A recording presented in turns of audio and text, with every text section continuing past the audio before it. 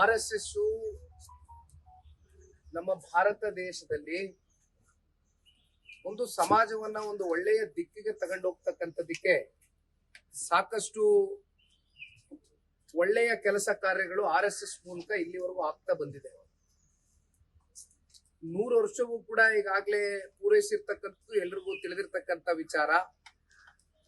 ಸುಮ್ಮನೆ ಇದನ್ನ ರಾಜಕೀಯವಾಗಿ ಮಾತನಾಡಬೇಕು, ರಾಜಕೀಯವಾಗಿ ಹೇಳಿಕೆಯನ್ನ ಕೊಡಬೇಕು ಅಂತಕ್ಕಂಥದ್ದನ್ನ ಬಿಟ್ಟು ಬೇರೆ ಇನ್ನೂ ನಾನಾ ವಿಚಾರಗಳಿದೆ. ಇದ್ರ ಬಗ್ಗೆ ಚರ್ಚೆ ಮಾಡ್ತಕ್ಕಂಥದಕ್ಕೆ ಇವತ್ತು ಬಹುಶಃ ತಾವು ಮುಂದೆ ಕೇಳ್ತೀರಿ ಪ್ರಶ್ನೆನ.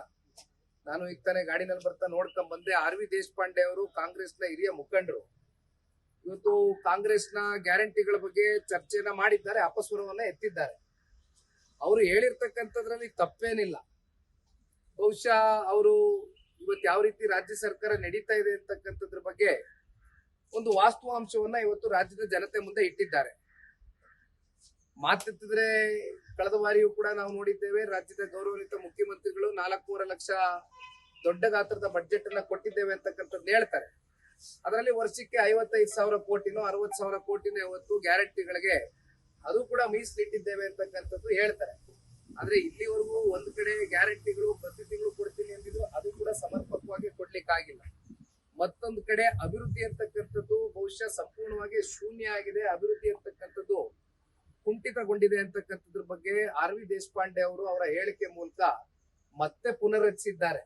ಅಂದ್ರೆ ಸರ್ಕಾರದಲ್ಲಿ ಆಡಳಿತ ಪಕ್ಷದಲ್ಲಿ ಇರ್ತಕ್ಕಂಥ ಅನುಭವಿಗಳು ಮಾತನಾಡ್ತಾ ಇರ್ತಕ್ಕಂಥದ್ದು. ಅವರೇನು ಹಿರಿಯ ಮುಖಂಡರು, ಅವರೇನು ನಿನ್ನೆ ಮೊನ್ನೆ ಬಂದು ಶಾಸಕರಾಗಿರ್ತಕ್ಕಂಥವ್ರಲ್ಲ.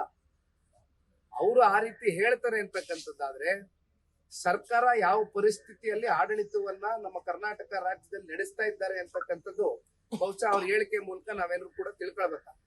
ನಿನ್ನೆ ಶಾಸಕ ಮುದ್ದತ್ ಒಂದು ಆರೋಪವನ್ನು ಮಾಡಿದ್ದಾರೆ DK ಶಿವಕುಮಾರ್ ಅವರ ಮೇಲೆ. ಕುಮಾರಸ್ವಾಮಿ ಅವರ ಆರೋಗ್ಯ ಹಾಳಾಗ್ಲಿಕ್ಕೆ ಮಾಟ ಮಂತ್ರವನ್ನ ಮಾಡಿಸಿದ್ದಾರೆ ಅಂತ ಹೇಳಿ. ನೋಡಿ ಅಣ್ಣ, ನಾನು ಯಾವ್ದ್ರಲ್ಲೂ ಕೂಡ ನಂಬಿಕೆ ಇಟ್ಕೊಳ್ಳೋದಿಲ್ಲ. ನಮ್ಗೆ ಗೊತ್ತಿರ್ತಕ್ಕಂಥದ್ದು ಒಂದೇ, ಕಾಯಕವೇ ಕೈಲಾಸ. ಅದರಲ್ಲೂ ನಾನು ನಂಬಿಕೆ ಇಟ್ಕೊಂಡಿರ್ತಕ್ಕಂಥದ್ದು. ಜೊತೆಯಲ್ಲಿ ನಾವೆಲ್ಲ ಶಿವನ ಆರಾಧಕರು. ಶಿವನ ಮೇಲೆ ಒಂದು ಭಕ್ತಿ ಪೂರ್ವಕವಾಗಿ ಒಂದು ಪೂಜೆ ಮಾಡ್ತೀವಿ ಬೆಳಗ್ಗೆ ಮನೆಯಿಂದ ಹೋಗ್ಬೇಕಾದ್ರೆ. ಅದಷ್ಟು ಬಿಟ್ರೆ ನಮ್ಗೆ ಇದು ಅವ್ರು ಹೇಳಿರ್ತಕ್ಕಂಥ ಹೇಳಿಕೆ ನನಗ್ ಗೊತ್ತಿಲ್ಲ, ಅವ್ರನ್ನೇ ನೀವು ಕೇಳಬೇಕಾಗ್ತದೆ. ಬಟ್ ಒಂದು, ನಾವೆಲ್ಲರೂ ಕೂಡ ಕರ್ಮ ಅಂತಕ್ಕಂಥದ್ದನ್ನ ನಂಬ್ಕೊಳ್ಬೇಕಾಗ್ತದೆ. ಕರ್ಮ ಅಂದ್ರೆ ನಮಗೂ ಗೊತ್ತು, ನಿಮ್ಗೂ ಗೊತ್ತು. ಇವತ್ತು ನಾವೇನ್ ಮಾಡ್ತೀವಿ ಅದು ವಾಪಸ್ಸು ನಮ್ಗೆ ಅದು ಒಳ್ಳೆ ರೀತಿಯಲ್ಲಿ ಬೇಕಾದ್ರೂ ನಮ್ಗೆ ಅನುಕೂಲವೂ ಆಗಬಹುದು, ಅಥವಾ ನಾವು ಮಾಡಿರ್ತಕ್ಕಂಥ ಕರ್ಮ ನಮ್ಗೆ ವಾಪಸ್ಸು ಬಂದು ಕಾಡ್ಬೋದು. ಅದು ನಾವೇನ್ ಮುಂದಿನ ಜನ್ಮ ಅವು ಇವು ಎಲ್ಲ ಮಾತಾಡ್ತೀವಲ್ಲ, ಅದಿಟ್ಟು ಈಗ ನೀವು ಬ್ಲ್ಯಾಕ್ ಮ್ಯಾಜಿಕ್ ಏನೇನು ಅಂದ್ರಲ್ಲ, ನನಗೆ ಶಕ್ತಿ ಹೊಲು ಗೊತ್ತಿಲ್ಲಣ್ಣ. ಇವೆಲ್ಲ ಇದನ್ನೇನ್ ಬಹಳ ಗಂಭೀರವಾಗಿ ತಗೊಂಡು ಹೋಗ್ತಕ್ಕಂಥದ್ದೇನ್ ಬೇಡ.